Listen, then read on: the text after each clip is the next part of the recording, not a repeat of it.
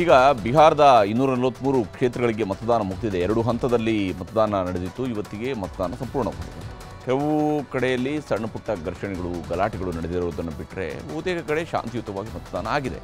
2ನೇ ಹಂತದ ವೋಟಿಂಗ್ ಮುಗಿತಾ ಇದ್ದಂತೆಯೇ ಚುನಾವಣೋತ್ತರ ಸಮೀಕ್ಷೆಗಳು ಹೊರಬಂದಿದ್ದು ಈ ಸಲವೂ ಕೂಡ NDA ಮೈತ್ರಿಕೂಟ ಸರ್ಕಾರವನ್ನು ರಚಿಸುವ ಸಾಧ್ಯತೆ ಹೆಚ್ಚು ಅಂತ ಸಮೀಕ್ಷೆಗಳು ಭವಿಷ್ಯ ನುಡಿದಿದ್ದಾವೆ.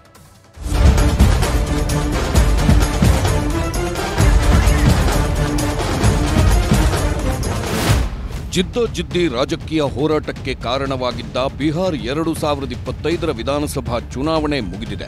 ಮೊದಲ ಹಂತದಲ್ಲಿ 65% ಮತದಾನವಾಗಿತ್ತು. 2ನೇ ಹಂತದ 122 ಕ್ಷೇತ್ರಗಳಲ್ಲೂ ಮತದಾನ ಯಶಸ್ವಿಯಾಗಿದ್ದು 243 ಕ್ಷೇತ್ರಗಳ ಅಭ್ಯರ್ಥಿಗಳ ಭವಿಷ್ಯ EVMನಲ್ಲಿ ಭದ್ರವಾಗಿದೆ.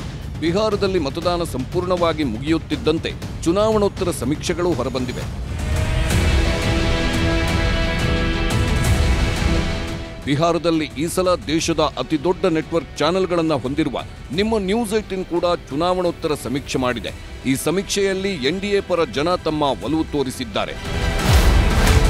ಬಿಹಾರದಲ್ಲಿ ಈ ಸಲ ಬಿಜೆಪಿಗೆ 55ರಿಂದ 65 ಸೀಟು ಸಿಗುವ ನಿರೀಕ್ಷೆ ಇದ್ರೆ JDUಗೆ 60ರಿಂದ 70 ಕಡೆ ಗೆಲುವು ಸಾಧಿಸುವ ಸಾಧ್ಯತೆ ಇದೆ. ಇನ್ನು ಹಿಂದೂಸ್ತಾನ್ ಅವಾಮ್ ಮೋರ್ಚಾಗೆ 5 ಸೀಟು ಸಿಗಬಹುದು. ಪಾಸ್ವಾನ್ ಪಕ್ಷ LJPಗೆ 10ರಿಂದ 15 ಕಡೆ ಗೆಲುವು ಸಿಗಬಹುದು. ಇತರೆ ಪಕ್ಷಗಳಿಗೆ 5 ಕಡೆ ಗೆಲುವು ಸಿಗಬಹುದು ಅಂತ ಜನಾಭಿಮತ ಬಂದಿದೆ.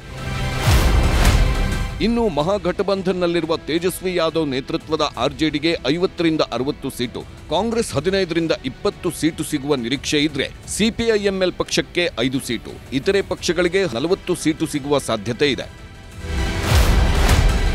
ಒಟ್ಟಾರೆಯಾಗಿ ನೋಡೋದಾದ್ರೆ ಬಿಹಾರದಲ್ಲಿ NDAಗೆ 140ರಿಂದ 150 ಸೀಟು, ಮಹಾಗಠಬಂಧನ್ಗೆ 85ರಿಂದ 95 ಸೀಟು, ಜನಸುರಾಜ್ ಪಕ್ಷಕ್ಕೆ 5 ಸೀಟು, ಇತರೆ ಪಕ್ಷಗಳಿಂದ 5ರಿಂದ 15 ಜನ ಗೆಲ್ಲೋ ಸಾಧ್ಯತೆಗಳಿವೆ.